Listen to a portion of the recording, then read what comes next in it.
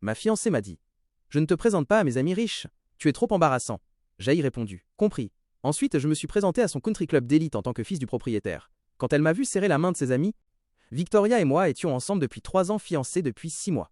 Elle a récemment été acceptée dans ce country club exclusif grâce au parrainage de son patron. Tout a changé quand elle y est entrée. Soudain, chaque week-end tournait autour du club tennis, déjeuner de charité, dégustation de vin. Puis est venue la conversation qui a tout arrêté. Mardi dernier, elle se préparait pour un gala. Jai demandait « Quand est-ce que je vais rencontrer ses nouveaux amis ?» Elle a arrêté de se maquiller et m'a jeté ce regard. Daniel, ces gens sont différents. Ils sont raffinés. Ils discutent d'investissement et d'arpas de carburateur et de pêche. Tu serais mal à l'aise et franchement tu m'embarrasserais ton travail, tes passe-temps. Tu es trop col bleu pour cet environnement. Je l'ai regardé 3 ans ensemble, vivant dans ma maison, portant la bague que j'ai achetée. Et je suis trop embarrassant. Compris, ai-je dit. Après son départ, j'ai passé un coup de fil que j'évitais depuis 2 ans. Voici ce que Victoria ne savait pas sur ce country club dont elle était si fière de faire partie. Mon père l'a construit à partir de zéro en 1987. Quand il est mort il y a 5 ans, il l'a laissé à moi et à ma sœur Eleanor. Je ne l'ai jamais mentionné parce que je ne voulais rien avoir à faire avec ça. Papa pensait que je gâchais ma vie en étant mécanicien au lieu de porter un costume. Eleanor gère le côté commercial.